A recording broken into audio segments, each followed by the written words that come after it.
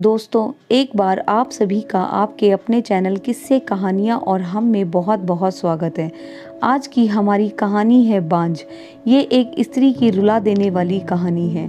14 साल की उम्र में जब खेलने कूदने की उम्र होती है तब रिश्ता हो गया। उस समय में सभी लड़कियां 12-13 वर्ष में ब्याह दी जाती थी। शादी का मतलब तो पता भी नहीं होता था, बस यह सोचकर खुश होते थे कि नए कपड़े मिलेंगे। माँ तो थी नहीं, तो पिताजी ने बस जो थोड़ा सा घर का काम सिखाया था वही आता था। शादी का दिन आया और बस सारी रस्मों के बाद विदाई का वक्त भी आ गया। रोते रोते डोली में बैठकर अपने ससुराल पहुंच गई। इतनी आलीशान हवेली देखकर मन ही मन में बहुत खुश हुई। तभी सासू माँ की आवाज़ आई, अरे जल्दी से कलश लाओ, बहू आ गई है। और मैंने अपने घूंघट की आड़ से अपनी सास को देखा। आंखों से वो एकदम सख्त मिजाज की लग रही थी। मुझे सच मानो थोड़ा सा डर लग रहा था उन्हें देखकर। सारी रस्में खत्म होते होते रात हो गई। बिस्तर पर लेटते ही मुझे नींद आ गई। सुबह सुबह नौकरानी ने आकर जगाया था कि चलो रसोई बनाने की रस्म है। तैयार होकर रसोई में गई और खीर बनाई। सब ने तारीफ भी की, लेकिन सासू माँ ने कमी निकाल दी। साथ ही साथ मुझे हिदायत भी दी, यह बचपन छोड़कर अब कुछ काम सीख लो। 15 दिन बाद मेरे पति को भी हॉस्टल जाना था, क्योंकि वह तब बीए कर रहे थे।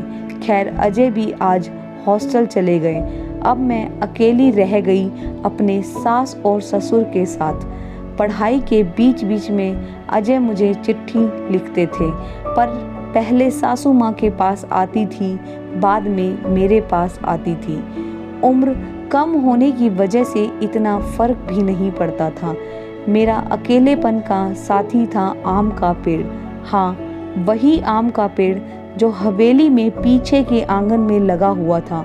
इस आम के पेड़ के नीचे एक कच्ची मिट्टी का कमरा भी बना होता था, पर वह पेड़ फल नहीं देता था, इसलिए सारी हवेली उस पेड़ को बांझ कहते थे। पर मुझे ना जाने क्यों उस पेड़ से बहुत प्यार था। जब मैं काम से निर्मित होकर कुछ फुर्सत के पल मिलते थे तो एक वही पेड़ मेरा सच्चा साथी होता था। उसको देखते हुए मैं अपनी सारी थकान भूल जाती थी। 2 साल बीत गए और अब मैं 16 साल की भी हो गई।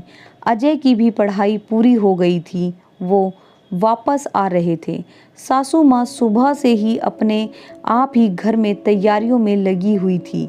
मैं भी बहुत खुश थी। पूरे 16 सिंगार के साथ एक अपनापन सा महसूस कर रही थी।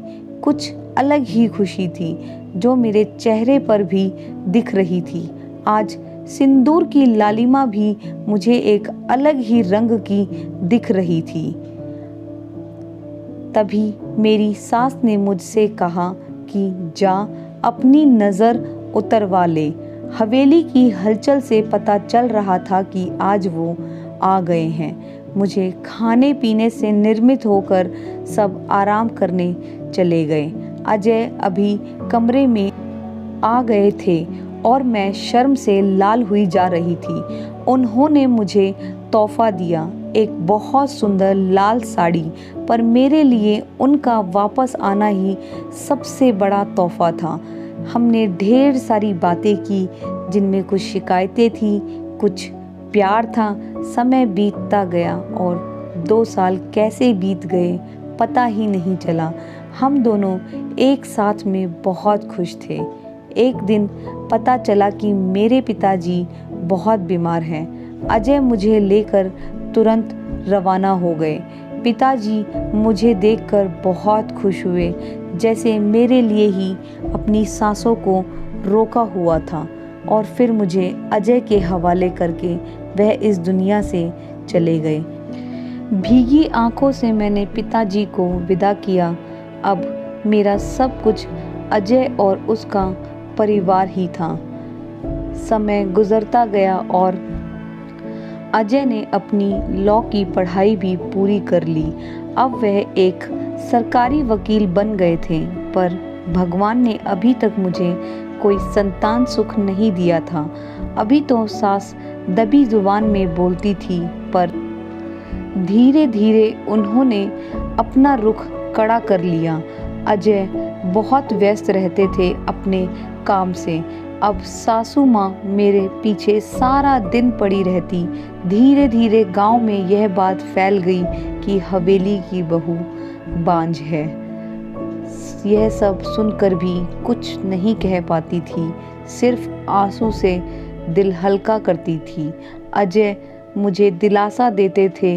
लोगों का व्यवहार अंदर ही अंदर मुझे खोखला कर रहा था। अभी मेरी उम्र सिर्फ 19 साल थी। बचपन से मैं दुबली पतली थी। ठीक से मेरा पालन पोषण भी नहीं हो पाया था।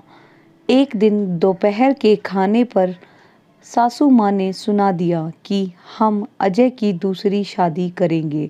मैं बहुत दुख में थी। मैंने अजय से बोला, आप मुझे इतना बड़ा धोखा कैसे दे सकते हैं? ऐसा नहीं हो सकता। बत्ती बुझा दो, मुझे सोना है। नहीं, हमें कुछ बात करनी है आपसे। मैं थक गया हूँ। प्रिया, मुझे प्लीज़ सोने दो। अजय, क्या आप दूसरी शादी करेंगे? प्रिया, मैंने कहा ना, मुझे सोने दो, मैं बहुत थक गया हूँ। तुम सब लोगों की बातें सुनते सुनते बहुत परेशान हो गया हूँ। मेरा मन करता है कि मैं आत्महत्या कर लूँ। नहीं, ऐसा मत कहिए। प्रिया ने अजय के मुंह पर हाथ रखते हुए कहा, आपके अलावा है ही कौन अब मेरा? प्रिया करवट लेकर आंसू बहाती रही और उसने मजबूर होकर हर चीज से समझौता करने का अब मन बना लिया। सारी रात वो यही सोचती रही कि शायद अजय ने भी मौन स्वीकृति दे दी है अपनी दूसरी शादी के लिए। पर उसे कहाँ मालूम था कि उसकी माँ ने किस हद तक उसे मजबूर किया है दूसरी शादी के लिए। 1 महीने के अंदर ही अजय की दूसरी शादी रीना से हो गई। रीना अजय की माँ की दूर की रिश्तेदार की बेटी थी। प्रिया, अपना सामान उस पीछे वाले कमरे में रख लो। आज से रीना इस कमरे में रहेगी अजय के साथ। सासू माँ ने मुझे हाथ हिलाते हुए ये सब कहा। कैसे छोड़ दूँ ये कमरा? नहीं, यह कमरा मेरा है, जिसे जहाँ जाना है जाए। पर फिर ख्याल आया कि जो ब्याह कर इस घर में लाया था, जब वह मेरा नहीं है तो यह कमरा मेरा अब कैसे हो सकता है?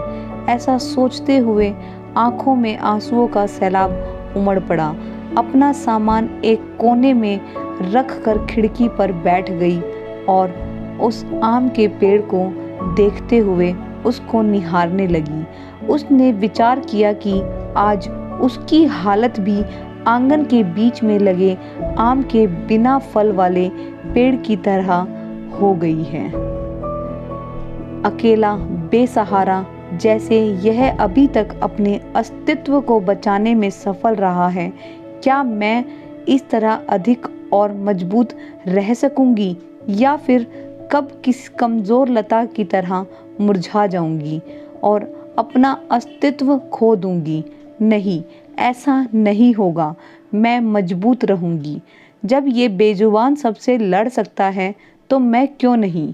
अपने विचार श्रृंखला से बाहर आते ही मैंने अपने आप को संभाला और हर परिस्थिति से लड़ने के लिए अपने आप को तैयार किया। दिन गुजरते गए और मैंने घर के कामों में अपने आप को व्यस्त कर लिया और अपनी कोठरी के आसपास खूब सारे पेड़ लगाए और बाकी बचे हुए समय में उन पेड़ों की देखभाल करने लगी। साथ ही साथ उस आम के पेड़ की खास देखभाल करती थी। रीना एक सुलझी हुई लड़की है। वह जब भी मुझसे बात करने के लिए आती, मेरी सासू माँ उसे किसी बहाने से बुला लेती। अजय, पहले से भी ज़्यादा व्यस्त रहने लगे थे। मुझसे बातें तो करते थे, पर एक पछतावा हमेशा उनकी आंखों में दिखता था। शायद मेरी हालत देखकर उन्हें बुरा लगता था। उन्हें पर माँ के खिलाफ जाने की हिम्मत नहीं जुटा पाते थे। रीना के दिन खुशी से गुजर रहे थे और मेरे दिन बस अब गुजर रहे थे।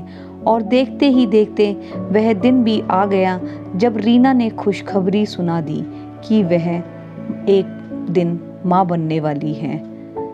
पूरी हवेली में त्योहार जैसा माहौल हो गया। सारे नौकरों में तो मिठाइयाँ बांटी जाने लगी। मैं भी बहुत खुश थी कि चलो अच्छा है, अब घर में नया मेहमान भी आएगा, शायद मेरी ज़िंदगी का सूनापन दूर हो जाएगा। रीना बहुत कमज़ोर थी और उम्र भी सिर्फ 16 साल। उसे बहुत तकलीफ़ होती थी। अब सासू माँ का आदेश हुआ कि उसकी अच्छी सेवा की जाए, जिससे उसकी कमज़ोरी दूर हो सके। सारी देखभाल के बाद भी रीना का वज़न कुछ खास नहीं बढ़ रहा था। एक दिन चिंतित होते हुए मैंने अजय से रीना को शहर के किसी अच्छे डॉक्टर को दिखा लो, पर सासू माँ ने यह कहकर अजय से मना करवा दिया कि हमारे भी बच्चे घर पर ही हुए हैं और अजय की वही पुरानी गंदी आदत कि अपनी माँ के खिलाफ तो वो जा ही नहीं सकते थे। लेकिन रीना की तबीयत कुछ ज़्यादा खराब होने लगी। उसकी सांस बहुत फूल रही थी। घबराकर मैंने गांव के वैद्य जी को बुलवाया और वैद्य जी ने आकर कुछ दवाइयाँ लिख दी और खून की कमी भी है ये भी बताया। जब मैंने अजय को बताया तो सासू माँ ने मुझे रीना से दूर रहने का आदेश दे दिया। अब मुझे रीना से दूर कर दिया गया और फिर से मैं अपनी कोठरी में अकेली सारा दिन बंद रहने लगी थी। या यूँ कहूँ कि सच में मैं भी बहुत अंदर से डर गई थी कि कहीं सचमुच मेरी वजह से रीना को कुछ ना हो जाए। कुछ दिन बाद रात में नौकरों का शोर शराबा सुनकर आंगन की तरफ भागी तो देखा रीना के प्रसव का समय आ गया था। गांव की बड़ी बूढ़ी औरतें दाइयों को बुलाया गया। पूरी हवेली में एक हलचल का माहौल था। मैंने अजय की तरफ देखा, वो बहुत डरे हुए लग रहे थे। मैं उनके पास गई और उन्हें थोड़ा सा धैर्य रखने को कहा। थोड़ी देर में बच्चे की किलकारियाँ गूंजने लगी। हम सभी खुशी का ठिकाना नहीं था, पर तभी काकी ने बाहर आकर बताया कि कमज़ोरी और खून की कमी से वह रीना को बचा नहीं पाए। बेटी को जन्म देते ही रीना का देहांत हो गया। पोते का मुंह नहीं देख पाई मैं। अब मेरा अपना वंश कैसे चलेगा? सासू माँ का विलाप सारी हवेली में गूंज रहा था। उस छोटी बिन माँ की बच्ची को देखकर मेरा कलेजा मुंह को आता था। ऐसा लगता था जैसे वह मैं हूँ। मैंने उसे कलेजे से लगाया। जिनकी माँ नहीं होती वे बच्चे कुछ ज़्यादा ही समझदार होते हैं शायद। ज़रा भी परेशान नहीं करती थी। वह मुझे बस दूध पीते ही सो जाती थी। सासू माँ का वही राग चलता रहा कि लड़कियों से वंश नहीं चलता है। अब शायद किसी को कोई फर्क नहीं पड़ता था। अजय पहले से खुश रहने लगे थे। ऑफिस से आते ही मेरे कमरे में आते और गुड़िया को खिलाते। मुझे भी अजय को खुश देखकर अब अच्छा लगता था। साल बीत चुका था रीना को गए और गुड़िया को आए हुए। आज रीना की बरसी है। हवेली में छोटी सी पूजा रखी है मैंने। पंडित जी के आते ही सासू माँ ने प्रश्न किया कि क्या मैं जीते जी पोते का मुंह देख पाऊंगी? पंडित जी ने उसके लिए कुछ ग्रह शांति के उपाय बताए। सासू माँ चल दी पंडित जी को हवेली दिखाने और सारी हवेली की शुद्धि कराने मेरी कोठरी के पास आई। वो आम का पेड़ भी पंडित जी को दिखाया, जिसको देखते ही पंडित जी का मुंह बन गया और पंडित जी ने झट से बोल दिया, इस मनहूस बांझ के पेड़ को घर से काट कर दूर करो। ये सुनकर मैंने रोना शुरू कर दिया और मेरे बर्दाश्त की हद हो चुकी थी। मैंने अजय की तरफ देखा। मैंने अजय से विनती की कि उस पेड़ को ना काटे, लेकिन अजय अपनी माँ की बात के सामने फिर से हिम्मत नहीं जुटा पाया और सासू माँ ने तुरंत नौकरों को बुला लिया कि आज इस पेड़ को काट ही डालो। मुझे कुछ समझ नहीं आ रहा था कि क्या करूं, मैं कैसे करूं, कैसे अपने सुख दुख के साथी को बचाऊं। जैसे ही तेज धार पेड़ काटने आगे बढ़ने लगी, मैं फुर्ती से भागकर उस पेड़ से लिपट गई और विनती करने लगी कि पेड़ को छोड़ दो, पर वे लोग नहीं मान रहे थे। मैं रोती जा रही थी पर किसी को तरस नहीं आ रहा था। तो किसी ने मुझे खींचकर एक तरफ कर दिया और मेरा सिर पत्थर से टकरा गया। सिर से खून की धार निकल रही थी। ये देखकर अजय से रहा नहीं गया। उन्होंने सबको वहां से हटा दिया और तुरंत मुझे अस्पताल ले गए। मलहम पट्टी के बाद मुझे कुछ होश आया तो डॉक्टर सामने खड़ी थी, अजय को कुछ समझा रही थी। सासू माँ भी वहीं थी। उनके चेहरे से पता चल रहा था कि उन्हें अपने किए पर अफसोस है। हाँ, क्या डॉक्टर अब हम इसे घर ले जा सकते हैं? अजय ने पूछा।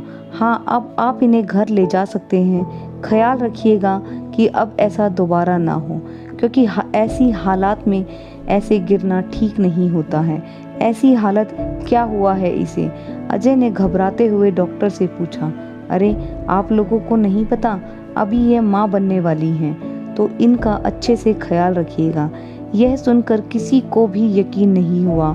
सब एक दूसरे को देखे जा रहे थे और मैं तो बिल्कुल यकीन नहीं कर पा रही थी। सासू माँ की आंखों में पछतावे के आंसू थे। मेरे सिर पर हाथ रखकर बस इतना ही कहा, हो सके तो मुझे माफ़ कर दो, और मैं मुस्कुराकर उनसे लिपट गई जैसे मैं अपनी माँ से लिपटी हूँ। उन्होंने मेरा पूरे 9 महीने बहुत अच्छे से ख्याल रखा और रीना की डिलीवरी में जो गलती उन्होंने की थी वह अब ना हो, इसके लिए पहले ही मुझे शहर के अस्पताल ले गए। बधाई हो, आपको पोता हुआ है। खबर सुनते ही अपने हाथ से अंगूठी निकालकर नर्स को दे दी। पोता हुआ इस वजह से नहीं, बल्कि इस वजह से कि मैं बिल्कुल ठीक हूँ। हवेली में धूमधाम थी, खुशी थी कि हमारा परिवार पूर्ण हो गया था। बेटी और बेटे के आने से और खुशी कहीं और भी हो रही थी कि वह आम के पेड़ में फल आ रहे थे। दोस्तों, शायद हम बहुत जल्दी चिंता करने लगते हैं फल मिलने की, पर हर चीज़ का अपना एक समय होता है। कुपोषित शरीर हो या पेड़, दोनों ही फल नहीं देते। दोस्तों, आपको हमारी कहानी कैसी लगी कमेंट करके अपनी प्रतिक्रिया ज़रूर देना। वीडियो को अंत तक देखने के लिए दिल से शुक्रिया। अभी तक चैनल को किसी ने सब्सक्राइब नहीं किया है तो पहले चैनल को सब्सक्राइब कर लीजिए। धन्यवाद दोस्तों।